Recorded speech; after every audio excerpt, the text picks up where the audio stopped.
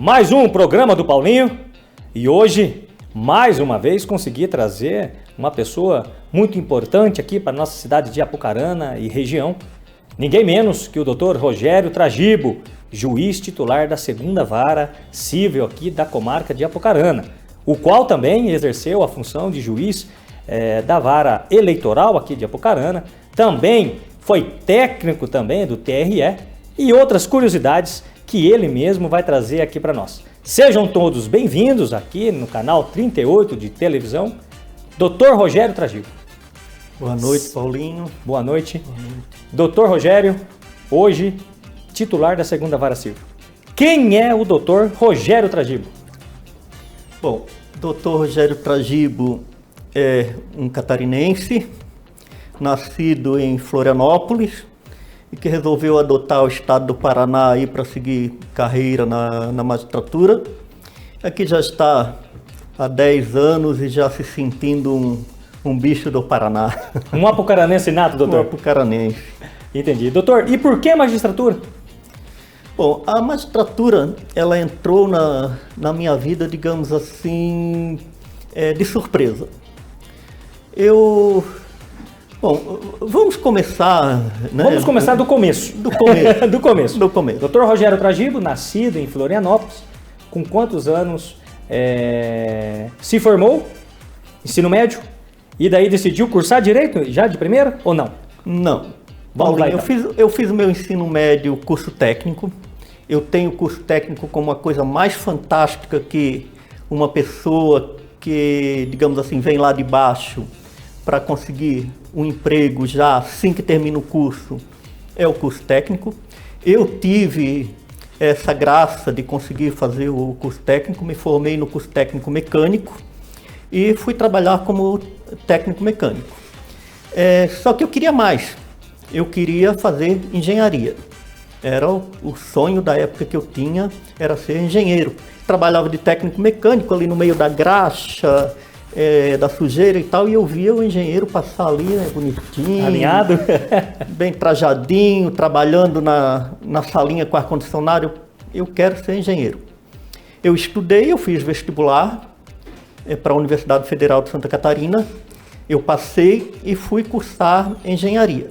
Isso, a família é boa, doutor? Interrompendo o senhor, não querendo interrompendo, mas o senhor veio de uma família de posses, uma família de grande poder aquisitivo? Paulinho, muito pelo contrário. Minha família era uma família muito humilde, aliás, até hoje. O meu avô, para você ter uma ideia, o meu avô ele era servente em uma escola pública. O meu pai era caminhoneiro. E o meu pai não era dono de caminhão, meu pai era caminhoneiro trabalhando com carteira assinada. E assim foi durante toda a vida profissional dele, trabalhando na boleia do caminhão. Mesmo meu assim? Pai, para você ter uma ideia, ele nunca teve carro próprio, nunca. Sempre trabalhou com caminhão. Então, Entendi. Vindo de uma família humilde, família toda, eu fui o primeiro de toda a minha família, tanto por parte do meu pai como da minha mãe, a entrar na universidade, a fazer um curso superior. Então, o senhor não teve, vamos dizer assim, um exemplo dentro da família para estudar e seguir o caminho, então, do estudo. Vamos dizer assim, o senhor veio de uma família humilde, mas também que desempenhava o seu trabalho manual mesmo, seria um trabalho, esforço físico mesmo, né? Um motorista de caminhão, um servente, o avô servente no colégio, mas mesmo assim, o senhor vendo o engenheiro, então, aí voltando ali para a ordem, o senhor vendo o engenheiro, o senhor decidiu, chega de mexer com graxa, quero ser engenheiro. E daí, Exatamente. Qual foi o próximo passo?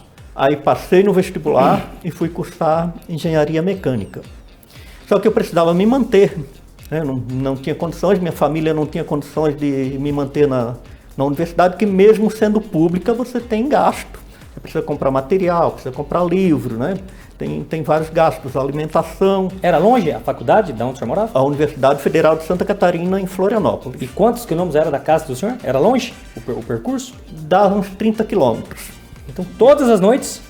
Eu precisava pegar 2 ônibus para chegar na faculdade, na universidade. Passou no vestibular, começou a cursar engenharia. Comecei a cursar engenharia, e aí como eu precisava me manter, eu primeiro tinha uma bolsa, chamava Bolsa PET, na época, que era uma bolsa da Universidade Federal. Só que essa bolsa rendia muito pouco, não dava praticamente para nada, eu precisava melhorar. Aí, através de um professor de cálculo, ele era o meu professor de cálculo, ele me sugeriu que eu fosse dar aulas, ministrar aulas. E ele me deu o caminho, explicou como é que eu faria, eu assim fiz e virei professor de matemática. Doutor, aqui eu faço questão de deixar aqui claro para todos os nossos telespectadores. Geralmente o direito, ele é uma área destinada a humanas e não a exatas, que é uma questão de matemática. Então vejam que o doutor Tragibo, desde o início da carreira, já vem nadando contra a maré. Família humilde e de exatas decidiu, assim, então fazer direito. Vamos lá, doutor, e daí? Virei professor de matemática e nessa função fiquei por 12 anos, Paulinho, 12 anos. Eu chegava a dar mais de 60 horas aulas por semana. Então, era um estresse, não tinha tempo para nada, e final de semana ainda tinha que ficar corrigindo provas e preparando aula e tal. Então, assim, ó, momento que eu preciso aliviar. Vou fazer o quê? Preciso continuar me mantendo. Pensei, vou fazer concurso público.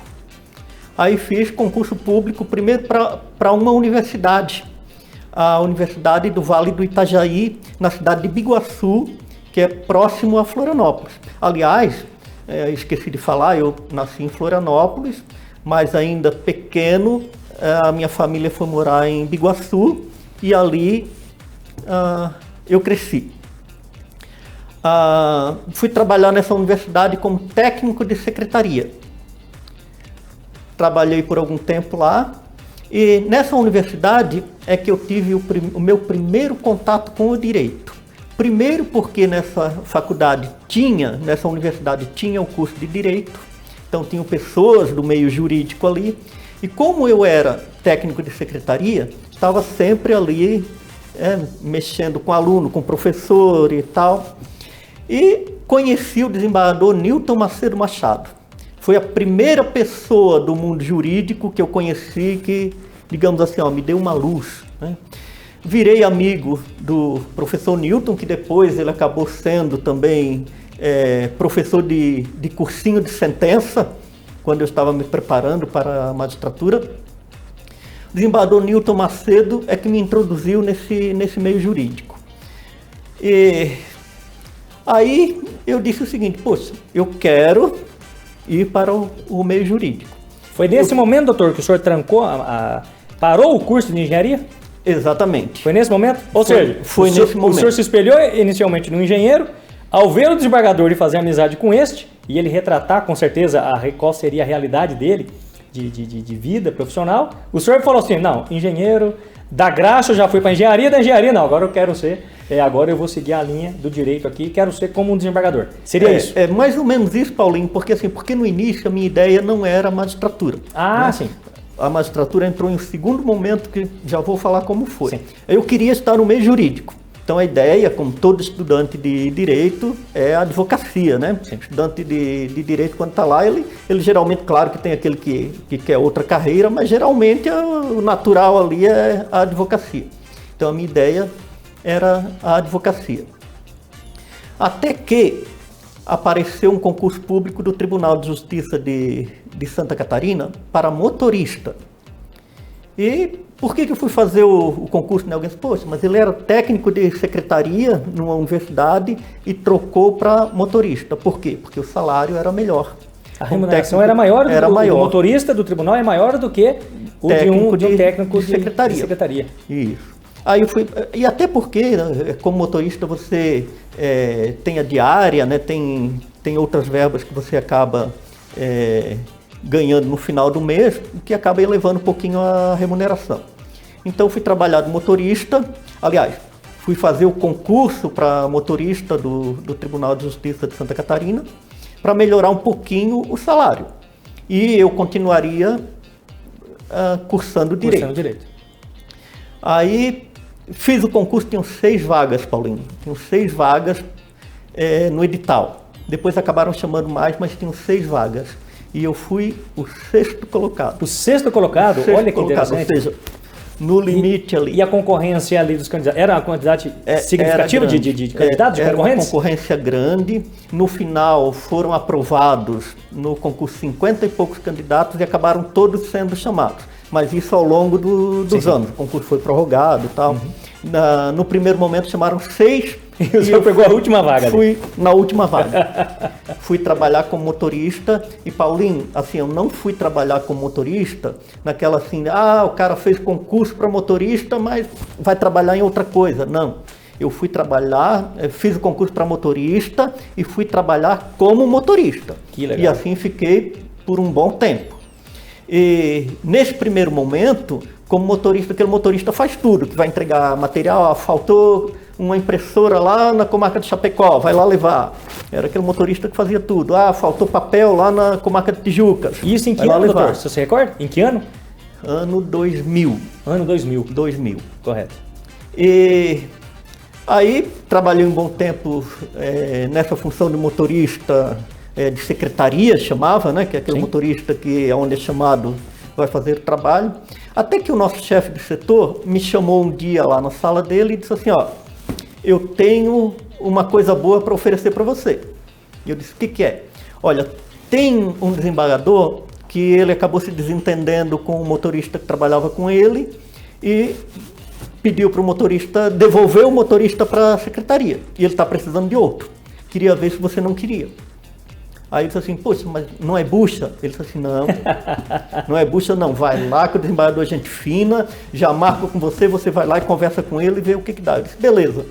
Ele marcou, fui lá, conversei com o desembargador Anselmo Cerelo, e casou. Casou, que eu digo deu certo, né? Sim, sim. Deu certo. E fui trabalhar com o desembargador Anselmo Cerelo como motorista. Ainda cursando direito nessa época? Cursando direito. Acabando ali cursando direito. E aí, trabalhando com o desembargador Anselmo Cerelo, é que a magistratura entrou na minha vida. E por quê? O desembargador Anselmo Cerelo, na época que eu trabalhei com ele era vice-presidente do Tribunal de Justiça de Santa Catarina e era o presidente da comissão de concurso da magistratura. E eu via ele todo dia ali, ele ia com alguns membros da banca, né, passava para pegar os membros da banca para trazer para o tribunal, e quem fazia isso era eu, porque eu era o motorista do gabinete dele. E via aquele pessoal conversando ali sobre o concurso, e aquele candidato X, aquele lá foi bem pra caramba, não sei o quê. E eu sabia que a prova oral do concurso era aberta ao público, né? Qualquer um podia chegar lá e assistir. Eu perguntei, mas eu posso ir lá assistir a prova? Ele disse assim, pode. Eu fui. Paulinho, quando eu entrei na sala, sentei e cheguei, já estavam arguindo o candidato lá, né?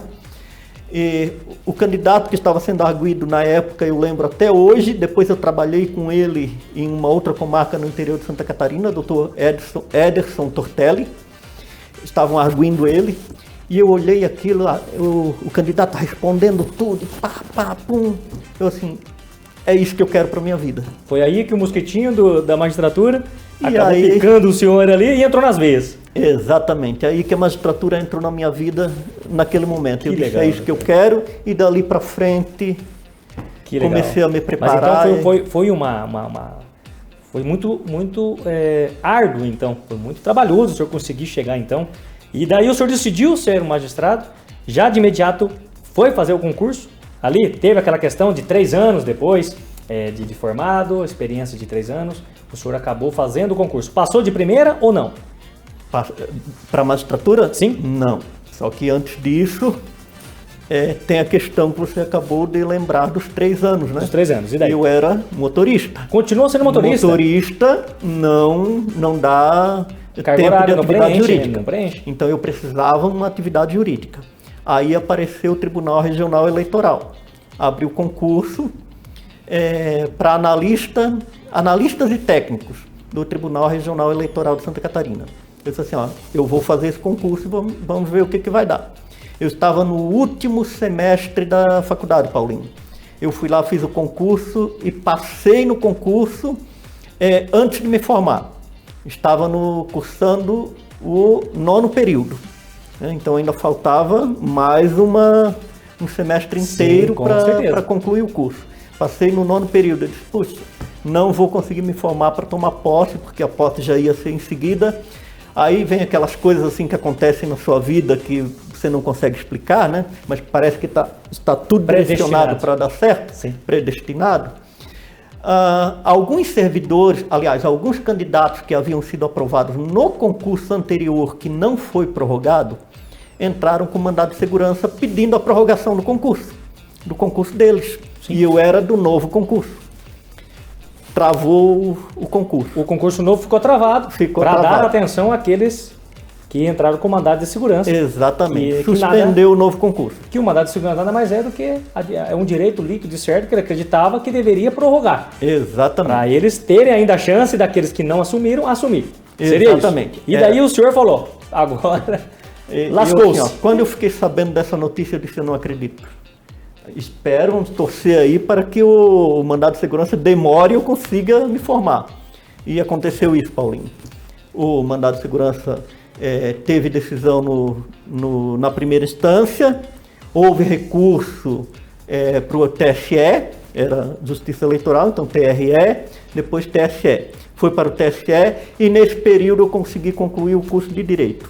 Eu concluí o meu curso de Direito no dia 5 de agosto e no dia 25 de novembro eu estava tomando posse como analista judiciário do TRE.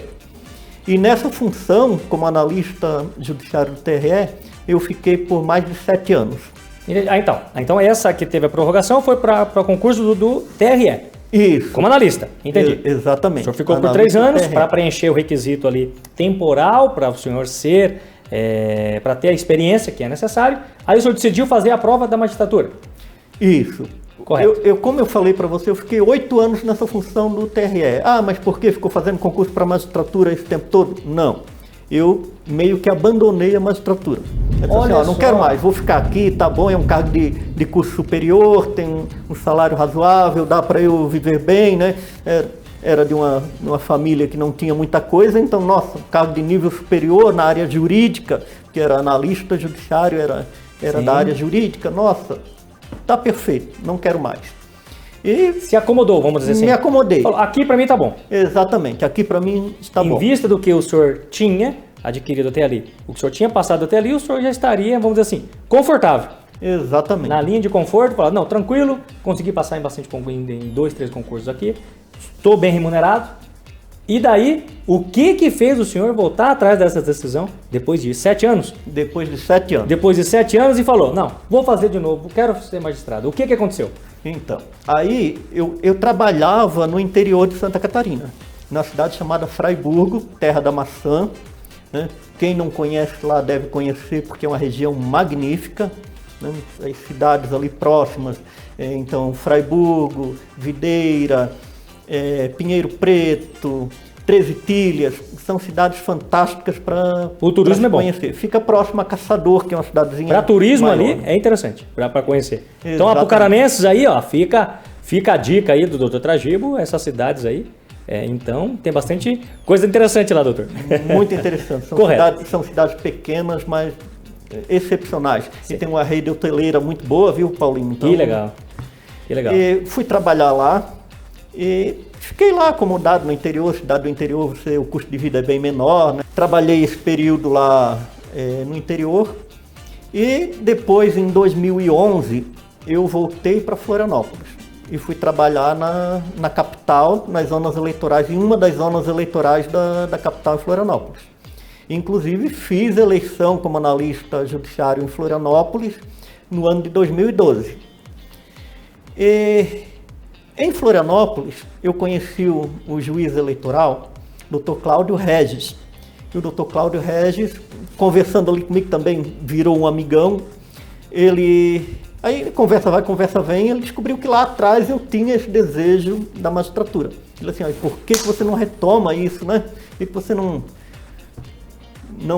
se torna magistrado? Reativa esse desejo. Exatamente. Aí. E ele deu um novo incentivo.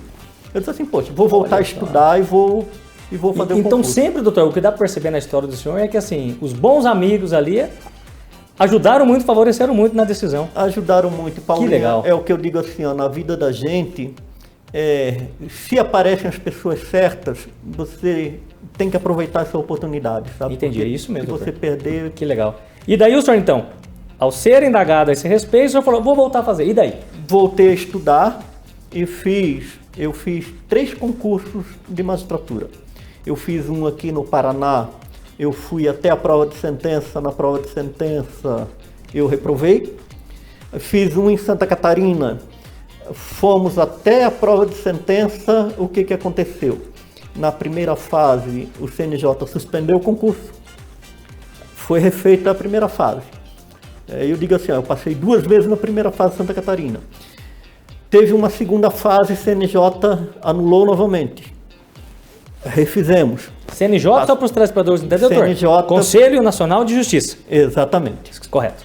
Anulou essa segunda fase do concurso de novo. Com problemas lá de questões fora do edital, sabe? Desanima um pouco, o candidato fica um pouco desanimado, né? Exatamente. Refiz, passei novamente. Aí fomos para a prova de sentença. Nesse período, o concurso aqui do Paraná também estava andando concomitante. Aí eu havia passado em todas as fases aqui, teve a prova oral aqui no Paraná, acabei passando na prova oral aqui do Paraná e não fui fazer as demais fases lá em Santa Catarina, assumi aqui, acabei fazendo 1 ou 2 também de Ministério Público, acho que foram 2, foi um aqui no Paraná e um em Santa Catarina, mas foi também, a minha preparação era diferente, era para magistratura, então foi concurso mais para você treinar, sabe? Para treinamento. Para treinar. E, doutor, em que ano então o senhor assumiu como juiz, então? Em 2012, assumi como juiz aqui. Como juiz, e com quantos anos, doutor? Paulinho, eu já tinha 44 anos. Ou seja, nada é impossível e a questão da idade não prevalece em nada. Nada. Paulinho, se tem um sonho... Origem, idade, né? Se você situação é humilde, financeira, é rico, sim, não interessa. Idade, se você, né, independente de cor, se você é preto, se você é branco, tem espaço para todo mundo. O que você precisa é estudar. Uma coisa só, Paulinho, assim, ó, as pessoas falam assim, o juiz é um cara de família, né? De família tradicional, falam assim, família né? nobre, Família rica, sangue azul, nobre. E na verdade não é, sabe? Isso aí acontecia. Por exemplo, lá na década de 70, década de 80 acontecia isso, não porque era jogo de carta marcada, sabe, Paulinho? Era por quê? Porque o curso de Direito já era um curso elitizado. Tinha muito pouco curso de Direito, então Entendi. Geralmente era um curso na capital ou em cidades maiores, que né? inviabilizaria, Exemplo, Londrina, Maringá. Inviabilizaria o cidadão ali humilde, não tinha condição financeira não tinha mesmo condições. diante da distância, a escassez. Hoje é diferente, né, doutora? Hoje temos inúmeras faculdades. Hoje tem faculdade de Direito em várias cidades, né? Aqui em Apucarana tem 2 particulares, agora vai ter uma pública, né? Então são 3 cursos aqui em Apucarana. Agora se você cidade olhar lá vizinha, na década... Arapongas, mais uma, Arapongas. Arapongas. Aqui, 10 quilômetros aqui de Apucarana. Exatamente. Né? Mas que interessante, doutor. Eu acredito que a história de superação do senhor, a história de batalha, né? Aos 45 anos assumiu um cargo aí como juiz, né? De uma família, aí como o senhor bem disse, humilde e que não tinha um histórico, né, de magistrados, de profissionais da área do direito. Então fica como exemplo mesmo aí para todos vocês, telespectadores, que o sonho de fato não é possível. É o que nós sempre estamos dizendo aqui com os convidados, e é a frase que eu sempre trago: almeje o céu, né, doutor, que alcançará as estrelas. Né? Isso que é muito, muito legal, conhecer um pouco da história do Dr. Rogério Tragipo, eu acho que é muito significante, é muito prazeroso, porque realmente retrata, que não é questão de idade, não é questão de nada disso que nós dizemos. Tendo vontade, fé, disciplina, consegue, doutor, que aos 45 anos, então o senhor não abriu mão da vida do senhor para estudar magistratura. Porque o senhor já estava com a idade já avançada, ali já estava avançada, eu digo assim, de constituir família, ter vida social. Então o senhor conseguiu isso. E o senhor pode dizer, doutor, de maneira muito, muito clara a todos, que o senhor deve tudo isso à educação mesmo, ao estudo, doutor. Não tem outro caminho, não é? Paulo, não tem outro. Eu sempre digo assim, ó, se você estudar, não vai ter barreira que vai impedir você de alcançar alguma coisa. Né? Você precisa primeiro ter um sonho, né? E se você não tiver um sonho para alimentar, você acaba não dando em nada, digamos assim. Com certeza. Mas você tiver um sonho para alimentar, você estudar, você lutar por aquilo que você quer, nada vai impedir, sabe? Justamente. E o conhecimento que adquire, né, doutor, é uma coisa que está dentro, né? Ninguém vai tirar de você, né? Exato. Então, ninguém tira. Com certeza, essa história é muito, muito, muito legal, muito educativa para todos, né? Que assim, independente da idade, corra atrás dos seus sonhos, corra atrás dos seus objetivos, que tudo vai dar certo. Então, conhecendo o Dr. Rogério Tragibo, trabalhou ali no TRE e estamos em fase aí de eleição, né, doutor? Né? Um assunto que é importante, que é muito importante para todo cidadão brasileiro. O senhor, quando trabalhou no TRE, que é o Tribunal Regional Eleitoral, teve contato direto com a questão da urna? Antes, o senhor trabalhou na época que o voto ainda era impresso? Paulinho, trabalhei com voto impresso como mesário. Como mesário? Como servidor, não. Como servidor, porque a urna eletrônica já foi implantada em 1996, né? E eu cheguei no TRE em 2005. Então, a urna eletrônica já é bem anterior. Mas trabalhei com cédula em papel, a votação naquela urna de lona, né? Como mesário. Eu sempre fui escalado como mesário, sabe? Ia lá e participava. Ia de lá fato. E participava. Não ia para cumprir sua obrigação de ofício, eu ia porque o senhor gostava também. Ia lá e participava. Entendi. E assim, nunca fui voluntário, sabe? Nunca fui aquele de chegar lá e dar o meu nome para trabalhar nas eleições. Mas fui convocado todas as eleições. Diante essa experiência do senhor de ter vivenciado esses dois períodos, voto como mesário, o senhor acompanhou muito, como voto impresso, e depois a urna eletrônica. O que o senhor tem a dizer sobre vamos dizer assim, a segurança dessa urna eletrônica, doutor? O voto nessa urna eletrônica traz algum tipo de prejuízo? Existe um risco muito grande de ser fraudado, doutor? O senhor, como juiz eleitoral aqui da cidade de Apucarana, existe algum receio do senhor como juiz com a segurança da urna eletrônica? Nenhum receio, Paulinho. A urna eletrônica, ela é absolutamente segura, é um equipamento preparado para que o eleitor possa exercer o seu direito de voto com tranquilidade, com segurança. Ao contrário do que muito se dissemina, não é possível fraudar, né? As pessoas, às vezes, até por não conhecimento, dizem assim, mas invadiram o sistema da CIA, do FBI, de banco, por que não vão invadir a urna eletrônica? Por um motivo muito simples. Urna eletrônica não tem conexão nenhuma com internet, com Bluetooth, com Wi-Fi, não tem nada. A urna eletrônica nada mais é do que uma calculadora. Sabe essa calculadora que você faz cálculo normal? Alguém consegue invadir essa calculadora? Não consegue. Por quê? Porque ela não tem ligação com rede nenhuma, né? Internet, Wi-Fi, nada. E a urna eletrônica, assim, ela é uma máquina de calcular, um pouco mais moderna, aliás, muito mais moderna, sim. Mas o papel que ela faz é o quê? Registrar voto, embaralhar voto para evitar que haja quebra do sigilo do voto do eleitor e, ao final, somar tudo. É isso que a urna eletrônica faz. E doutor, as urnas eletrônicas, quanto que cada urna consegue ali, que é o normal, assim, de número de votos? Quanto que suporta cada urna? O senhor sabe dizer? Paulinho, assim, suporta muito, tá? Suporta muito. Mas o que acontece é o seguinte, o TSE, a cada eleição, limita o número de eleitores por urna por conta de fila, sabe? Para evitar tumulto na sessão eleitoral, porque cada urna representa uma sessão eleitoral. Correto. Então é limitado o número de eleitores por urna, não por conta da capacidade da urna, mas para evitar tumulto e demora na votação e coisa desse tipo. Inclusive há eleições em que sessões eleitorais com uma determinada quantidade de eleitores pequena acabam sendo agregadas, elas acabam se tornando uma única sessão por conta do número pequeno de votos. De eleitores. De eleitores. E como que funciona, doutor, para fazer a contabilização desses votos? Passa na mão de 1, 2, 3, 4, é lacrada essa urna eletrônica? Como é que funciona? É um pendrive que o senhor coloca e tira? Como que funciona isso, doutor? Paulinho, a urna eletrônica, então ela vai computar os votos, o eleitor vai registrar o seu voto ali. Eu quero lembrar também que a segurança do processo eleitoral não se limita à urna, porque é um processo, né, um sistema com mais de 30 etapas de segurança e auditoria. Essa urna, ela chega no final do dia, ela vai calcular a quantidade de votos que cada candidato teve, vai imprimir um boletim de urna, que é o registro impresso. É o papelzinho que tanto se diz por aí. Com o resultado da urna. E ao mesmo tempo ela vai gravar em um pendrive, que é colocado antes na urna, onde vai ter o que nós chamamos de mídia de resultado.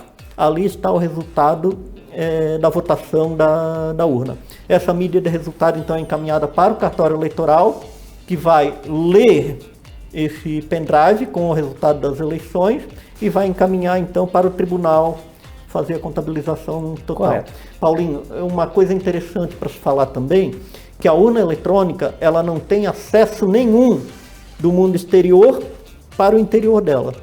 As únicas duas portas de saída que ela tem são, como já falei, né, são portas de saída, são portas onde sai o resultado.